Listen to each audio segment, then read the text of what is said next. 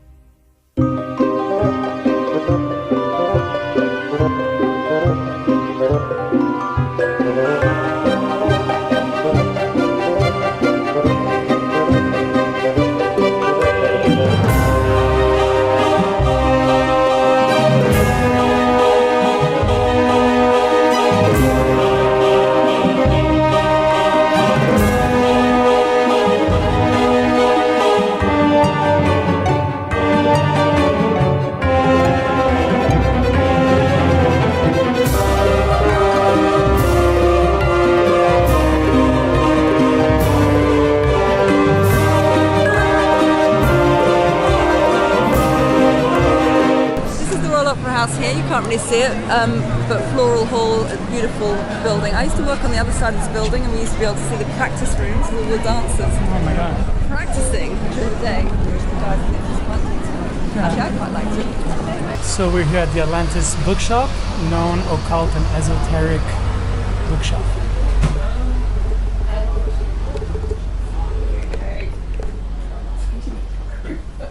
But she was wonderful. It never lived warm. Never. But it deepened our friendship because it could have stretched it. This was a very worthwhile stop. We have a bag full of books. Here we go. Some candles for some magic. Dun dun dun. Anyway, it was a very special experience here. Thank you so much. Get Madame Blavatsky. Yeah, let me go get her.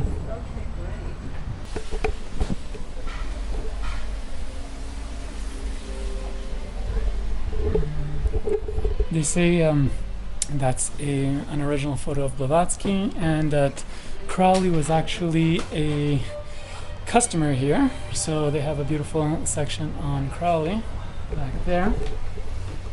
And what's this one? Oh, the Whore of Babylon, yes.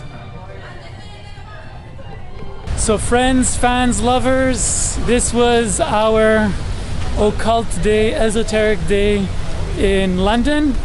I hope you enjoyed following me and Jenny and getting some glimpses of beautiful places and some words of wisdom that Jenny shared with us.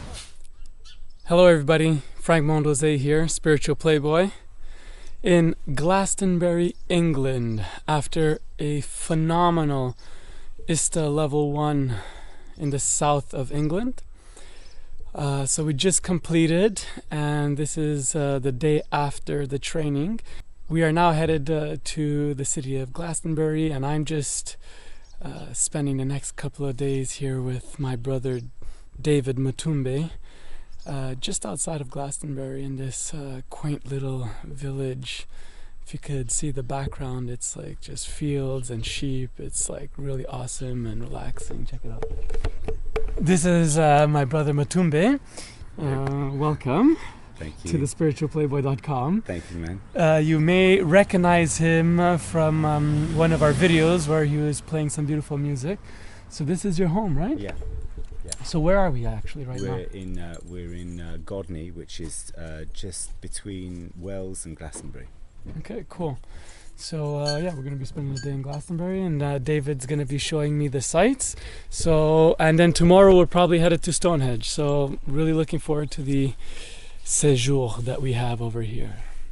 I'm really happy in the end to finally make it here, and you know, just the first couple of days I was here, I was in London and I checked out some you know, esoteric sites like the Masonic Temple, the Temple Church, and just these little places. I like that, the occult, where everywhere that these underground energies were being, mind you, London is full of that, it's all that, right? But I'm actually, like, for me, when I knew I was coming to England and I met David and Ibiza,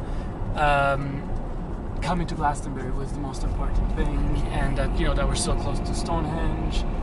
It's the best. I mean, I think it must be the most concentrated kind of energetically. It's the most concentrated area for kind of the esoteric network. Glastonbury, like, give me a 10,000 feet above the ground idea of what this place is.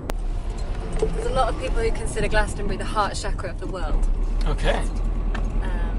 So it's got a lot of, there's various ley lines that pass through here, and two ley lines known as the Michael and the Mary line actually intersect underneath. They both kind of wind around and through Glastonbury, and they intersect underneath the Tor. Okay, which is like a little mound? Yeah, it's just like exactly that. It's just a little mound. There, just on your side. That's it? The top, right, the tower at the top of the Tor. Yeah, I see it. Yeah, just in that. Okay, so go on, because I'm loving what you're saying here. And so it's just a really energetically powerful spot. A lot of people kind of make pilgrimages there. This is the abbey over here. This is ruins of a very ancient abbey over here. As far as I know, it's Glastonbury. Glastonbury Abbey. These are the remains of the abbey, and there's a knight that's potentially, I think it might be Arthur, who is potentially buried in this tomb there. We don't know. I mean, this is the thing. I think it's one of these things that is legends and potentially that, but potentially Arthur is buried there. Basically, all of the sites of the abbeys and churches in England and everything like that are basically always kind of focused on ley lines, very, very strong power spots, which a lot of the people in Glastonbury, or some people, especially spiritual associated people, know a lot about. And what's the difference between an abbey and a church?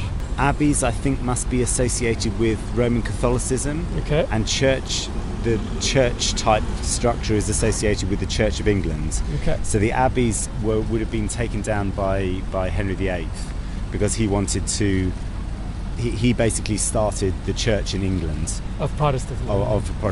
Exactly. That's the famous site, and then down the road from here, which we'll go to see, is a very small little church which actually Araminta and Bruce found, which I didn't know about.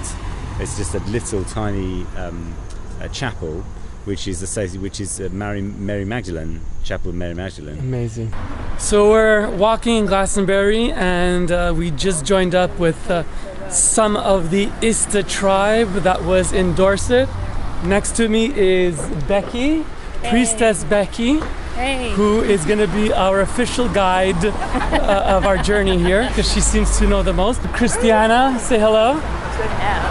I already did, you just didn't see it. Yeah. And we have Adele, Sadhu, and you know David and Ruth. Basically, this is a little Magdalene church.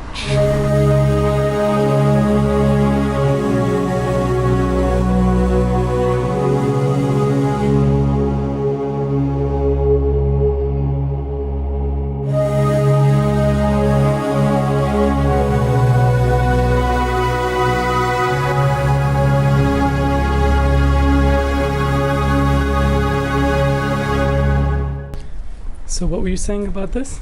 So here, this is one of the almshouses that they've obviously recreated to make like how they would have lived here before. So this is the amount of space that they had. Who's they?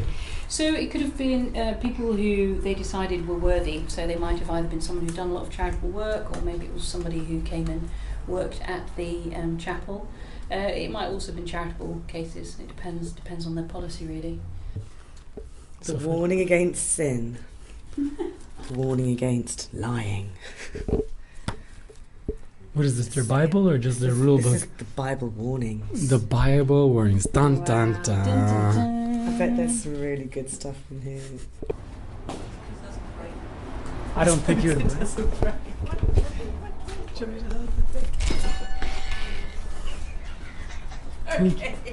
Wow!